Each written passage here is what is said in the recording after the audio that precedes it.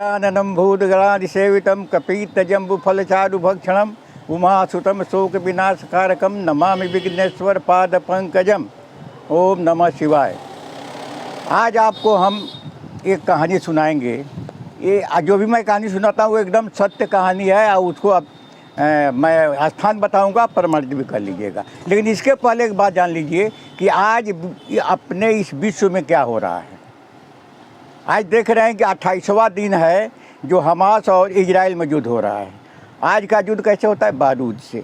लगभग 2 साल होने जा रहे हैं। पुतिन और जेलेंस्की का युद्ध सब बारूद से हो रहा है। और बारूद से जो कार्बन डाइऑक्साइड निकलता है वो ये इसी वायुमंडल के अंदर है और उसका दुष्परिणाम सबको भुगतना पड़ेगा, चाहे विश्व युद्ध हो या न हो। अगर तृतीय विश्व युद्ध हो जाता है तब तो प्रलय हो जाएगा, लेकिन बिना प्रलय के ही हर व्यक्ति इससे प्रभावित होगा। तो इसके लिए एक ही उपाय है कि आप सीधे ईश्वर के शरण में आवें, ईश्वर को अपना सब कुछ मान लें, ध्यान करें, 1 मिनट सांस रोकें सुबह शाम और ईश्वर का ध्यान करें। जब ईश्वर के संरक्षण में आप चले जाएंगे तो यह मान लीजिए कि आपका कुछ बुरा नहीं होगा, आपका भला होगा। इसलिए आप ईश्वर के शरण में आवें और मेरी बात माने, ध्यान करें ईश्वर का। और पूजा का मेन मकसद यही है कि आपका ईश्वर से संपर्क हो। अच्छा, कहानी बताया था हमने कि आपको बताएंगे, तो एक कहानी आप सुनिए। कहानी नहीं, सत्य कथा। एक बार मैं एक दुकान पर गया तो दुकानदार जो है, हम चना उससे खरीद रहे थे। तो दुकानदार जो है मेरा पढ़ाया हुआ शिष्य है, तो आज भी वो दुकानदार है। तो मैंने उससे कहा कि हमको आधा किलो चना दो। तो चना दिया, लेकिन चना में कंकड़ पत्थर था। तो मैंने कहा अरे यार, इसमें ये आंकड़ा फकड़ा काहे मिलाए हो? तो कहा कि अरे मासिक है, हम इसमें मासिक मिलाए हैं। तो हमने कहा कैसा मासिक? तो इंस्पेक्टर का मासिक। तो हमने कहा अरे यार, इंस्पेक्टर तुम्हारी औरत है क्या कोई कि उसका मासिक मिलाए हो? तो मासिक इसमें क्यों मिलाए हो? तो कहा अरे मास्टर साहब, आप भी बच्चों को पढ़ाते पढ़ाते बच्चों जैसे बात करते हैं। अरे वो महीना लेता हमसे इंस्पेक्टर, और उसी के बदले में मैं कंकड़ पत्थर मिला करके उसको पूरा करता हूँ। हमने कहा काहे कंकड़ पत्थर मिलाते हो, थोड़ा रेट बढ़ा दो। कहा नहीं, रेट कैसे बढ़ाएंगे, आज जो भी बिक्री होना है अखबार में छप जाता है, उससे अधिक हम बेच नहीं सकते। तो हमने कहा थोड़ा कम में तोलो, लेकिन ये सब गंदा चीज़ मत मिलाओ।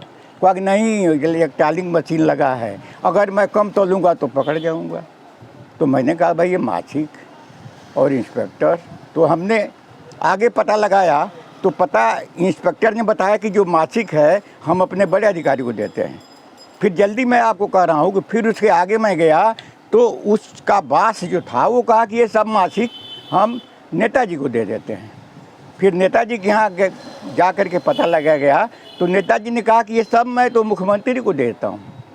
तो फिर मुख्यमंत्री ने कहा कि ये सब फंड में जमा होता है और जब चुनाव होता है तो पब्लिक वोट देती है तो इसके बदले में पैसा लेती है, मुर्गा लेती है, शराब लेती है। तो इसी पैसे से हम लोग पब्लिक को देते हैं।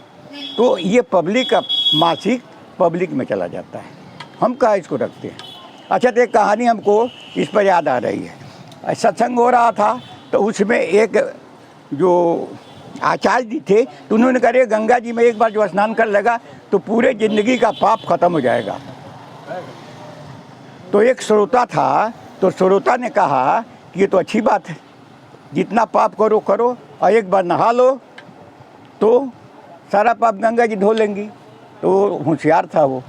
तो कहा कि नहीं, अगर ऐसा होगा तो दुनिया में पाप ही पाप होगा, है ना, सब लोग पाप करेंगे और गंगा जी में नहाएंगे, सब खत्म हो जाएगा। तो वो गंगा जी के पास गया, कहा कि वाह गंगा जी को बुलाया। गंगा जी आई तो कहा कि वाह, आप तो ऐसी हैं कि एक बार आप में जो नहा लेगा सारा पाप खत्म हो जाएगा। तो दुनिया में लोग पाप करते रहेंगे, एक बार नहा लेंगे ख़त्म हो जाएगा। तो गंगा जी कहा नहीं, मैं पाप को धो करके समुद्र को दे देता हूँ। फिर वो समुद्र के पास गया, कहा कि आप तो सारा पाप ले लेते हैं। तो समुद्र ने कहा कि नहीं, हम पाप नहीं लेते हैं, हम तो ये पाप बादल को दे देते हैं।